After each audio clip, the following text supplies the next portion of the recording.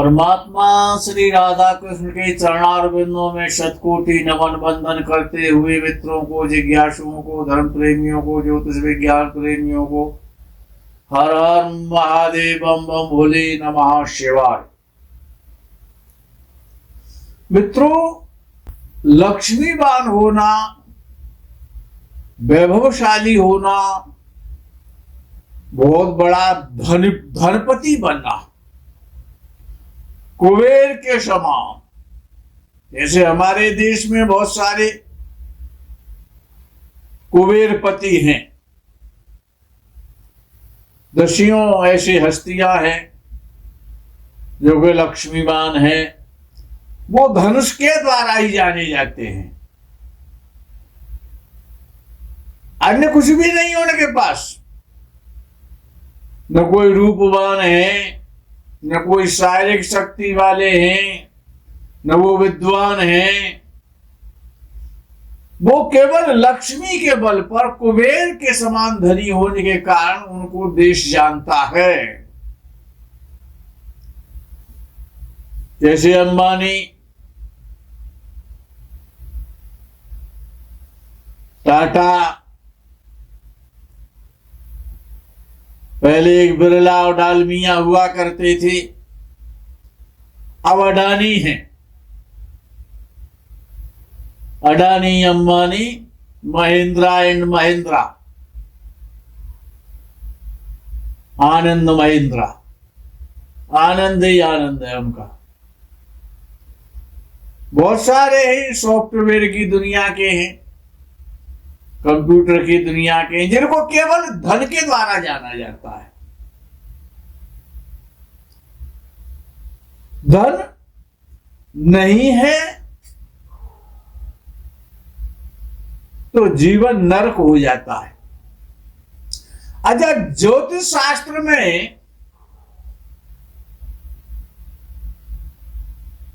लक्ष्मी योग जो बनता है, देखो हम आपसे एक बात कह दें सभी लोगों से कि आगे का समय बहुत गलत आ रहा है। ऐसा इतना तो सीख लो कि जिससे कि ज्योतिष के नाम पर लोग आपको बेवकूफ ना बनाएं। तो इसीलिए हम इस प्रकार की आपको समझाने वाली, समझने वाली ज्ञान की वीडियो दिया करते हैं कि जिससे कि आपको ये ज्ञान हो कि सामने वाला कितने पानी में खड़ा है। आगे का समय बड़ा गलत है। लोग झूठ बोल करके, भय दिखा करके, बहका करके और कार्य करने लगे। ऐसे व्यक्तियों से भविष्य में बड़े खतरे पैदा हो जाएंगे। तो एक लक्ष्मी योग होता है, उसका नाम ही लक्ष्मी योग है। और लक्ष्मी तो सभी जानते हैं, धन की देवी है, भगवान नारायण की अर्धांगिनी है, कमला है, कमलवासिनी है वो। यह योग जिसकी कुंडली में भी बनता है, वो व्यक्ति अतुल्य धनवान, संपत्तिवान, कुबेर के समान धन संपत्ति वाला होता है। इस योग में मुख्यतः दो भाव सम्मिलित होते हैं उनके स्वामी। पहले लग्नेश और फिर भाग्येश। ये दो ग्रह महत्वपूर्ण है लक्ष्मी योग के लिए। ग्रहों में एक ग्रह है जिसका नाम सूर्य, वो शुक्र है, वो साक्षात लक्ष्मी है। शुक्र जितना अच्छा होगा व्यक्ति उतना ही वैभवशाली होगा, और शुक्र जितना खराब होगा उतना ही संपत्ति के लिए परेशान रहेगा। शुक्र बड़ा महत्वपूर्ण है धनवान बनाने में। सबसे महत्वपूर्ण प्लेनेट ही शुक्र है संपत्ति के विषय में, धन संपत्ति के विषय को लेकर के। और भावों में दो भाव, लग्न और भाग्य, यानी नवम भाव। ये लग्नेश और नवमेश इस योग में सम्मिलित हो जाते हैं। लग्नेश यानी लग्न भाव एक तो बलवान होना चाहिए और भाग्य भाव बलवान होना चाहिए। ये बलवान कब होंगे? या तो उनमें शुभ ग्रह बैठे हों या शुभ ग्रह उन भावों को देखते हों। लग्न भाव को शुभ ग्रह देखें और भाग्य भाव को शुभ ग्रह देखें तो भाव बली माना जाएगा। पापक ग्रह, क्रूर ग्रह और अकारक ग्रह इनमें ना बैठे हों तो भाव बली माना जाएगा। चंद्र है, बुध है, शुक्र है, बृहस्पति है, इस प्रकार के ग्रह इन भावों को देखें और या इनमें बैठे तो भाव बली हो जाएगा। और इन दोनों भावों के जो स्वामी हैं, लग्नेश लगन का स्वामी और भाग्य भाव का स्वामी भाग्येश, या तो केंद्र में बैठे या फिर त्रिकोण भाव में बैठे। अब त्रिकोण 3 है, लग्न भाव त्रिकोण है, पंचम भाव त्रिकोण है और भाग्य भाव त्रिकोण है। और ये याद रखने का विषय है कि त्रिकोण की दशा जब भी आएगी अच्छी ही आएगी। लग्न गुड है, पंचम भाव बेटर है तो नवम भाव बेस्ट है। गुड, बेटर और बेस्ट, इस प्रकार से समझ सकते हैं। भाग्य भाव सबसे बलवान माना गया है, यानी भाग लग्नेश की दशा से पंचमेश की दशा बली होती है और पंचमेश की दशा से भी और भाग्येश की दशा बली होती है। या तो लग्नेश और भाग्येश त्रिकोण में बैठे या केंद्र में बैठे। केंद्र भी 3 है, 4 नहीं है। चौथा भाव, सप्तम भाव और दशम भाव ये केंद्र भाव है। पहला भाव पंचम भाव और नवम भाव ये त्रिकोण भाव है। या लग्नेश और भाग्येश उच्च राशि में हो, केंद्र में हो या त्रिकोण में हो, या अपनी स्वराशि में हो, केंद्र या त्रिकोण में, तो ये लक्ष्मी योग बन जाता है। अब ये 3 प्रकार से विद्वानों ने इसको कहा है कि लग्नेश और नवमेश में राशि परिवर्तन हो, यानी लग्नेश नवम भाव में बैठा हो और नवमेश लगन में बैठे, ये राशि परिवर्तन है तो लक्ष्मी योग बनेगा। 2 प्रकार का मैं आपको पहले बता चुका। लग्नेश और भाग्येश त्रिकोण में बैठे तो ये योग बनेगा। लग्नेश और भाग्येश केंद्र में बैठे तो ये योग बनेगा। चौथा प्रकार मैंने आपको दिया कि लग्नेश और भाग्येश स्वराशि में हो या उच्च राशि में हो तो लक्ष्मी योग बनेगा। आगे का नंबर आता है लग्नेश और नवमेश में राशि परिवर्तन हो जाए, यानी एक दूसरे के भाव में बैठ जाए। लग्नेश पंच भाग्य में हो, भाग्येश लग्न में हो तो ये परिवर्तन योग हो जाएगा, लक्ष्मी योग बन जाएगा। अथवा लग्नेश और भाग्येश लगन में बैठे हो, युति बना के बैठे तो योग बन जाएगा। लग्नेश और भाग्येश भाग्य स्थान में युति बना के बैठे तो भी ये योग बन जाएगा। लग्नेश बली होकर के स्थित होना चाहिए और नवमेश केंद्र में होना चाहिए तब भी ये योग लक्ष्मी योग बनेगा। शुक्र और नवमेश को बली होना चाहिए। शुक्र बली हो, स्वराशि का हो, त्रिकोण में हो या केंद्र में हो, और भाग्येश बलवान हो। बलवान कब होगा? केंद्र में बैठे या त्रिकोण में बैठे, उच्च राशि का हो या स्वराशि का हो, तभी तो बलवान होगा। केंद्र और त्रिकोण में स्वराशि या उच्च राशि का शुक्र और नव भाग्य इसको होना चाहिए। केंद्र में हो या त्रिकोण में हो, स्वराशि के हो या उच्च राशि के हो, तो लक्ष्मी योग बन जाएगा। और जिसकी भी कुंडली में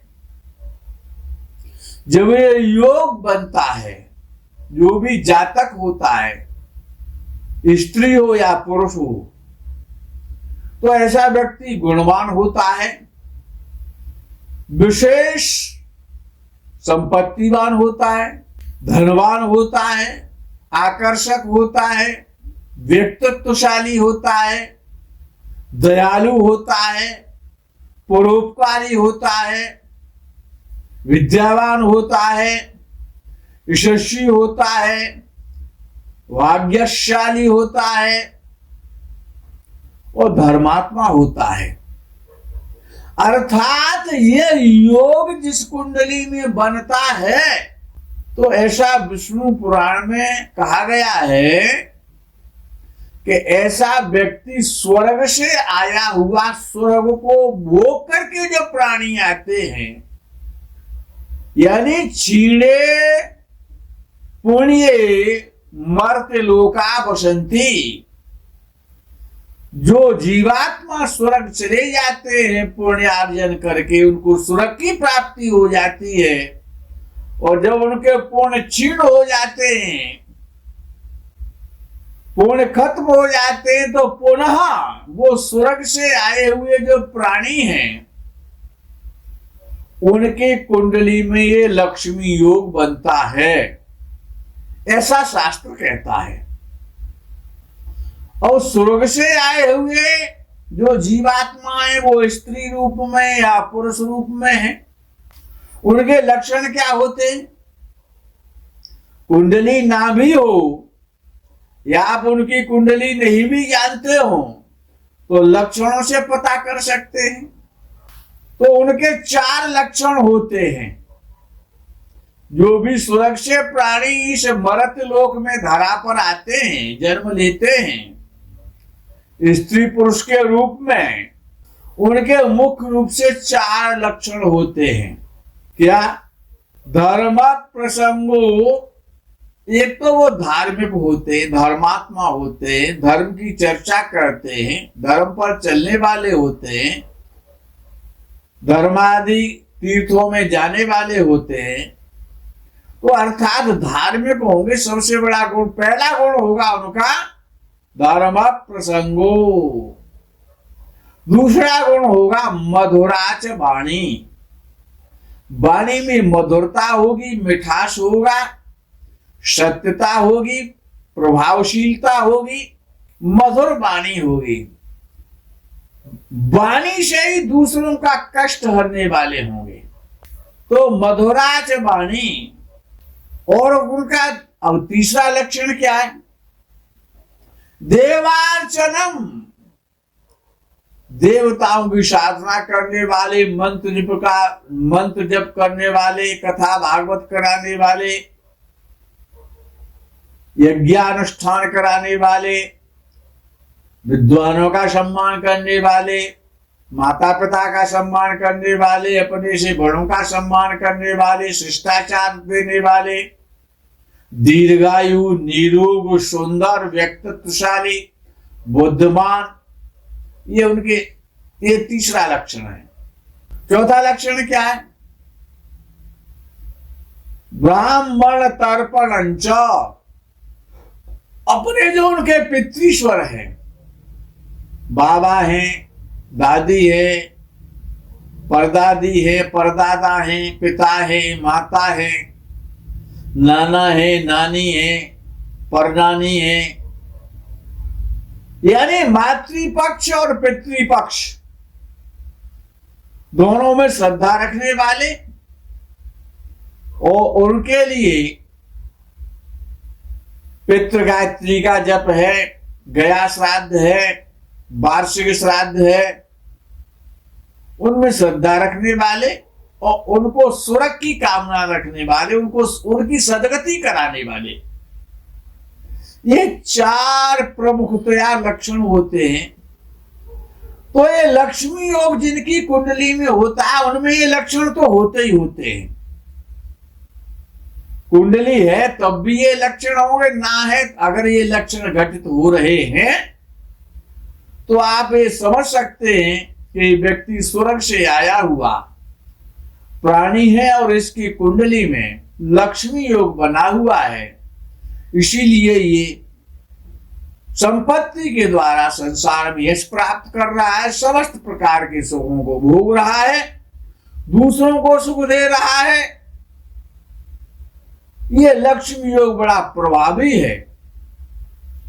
जिसकी भी कुंडली में होता है ऐसा व्यक्ति स्वर्ग से आता है, स्वर्ग में ही जाता है, ऐसे कार्य करता है। इस जन्म में भी संपत्ति प्राप्त करने के पश्चात जो लक्ष्मी योग होता है तो वो लक्ष्मीवान बनाता है, तो पुनः वो धर्माधिकार करता है, पुण्याधिकार करता है और पुनः स्वर्ग प्राप्त करता है और पुनः पृथ्वी पर आता है, पुनः कर्म करता है, श्रेष्ठ कर्म करता है और पुनः राजा इत्यादि बनता है और पुनः स्वर्ग में जाता है। ये लक्ष्मी योग बड़ा श्रेष्ठ योग है मित्रों। जिसकी कुंडली में ये योग बनता हो, या जैसे आपके परिवार में कोई जातक उत्पन्न होने वाला है तो अब तो प्रायः बच्चे हॉस्पिटल में पैदा होते हैं, तो जब इस प्रकार का योग बने तब जातक यदि उत्पन्न हो सकता है, उसकी कुंडली बनाई जाए और उस समय ऑपरेशन इत्यादि किया जाए। लेकिन ये तभी योग बनेगा जब उसे वो स्वर्ग से आएगा। वो दोनों चीज घटित होनी चाहिए, कर्म और भाग्य दोनों साथ दें, तभी ऐसी घटना घटित होती है। मित्रों, आज के प्रकरण में यही विराम करते हैं। आगे के प्रकरण का आप इंतजार करें। तब तक के लिए हर हर महादेव, बम बम भोले, नमः शिवाय। जय गौ माता की।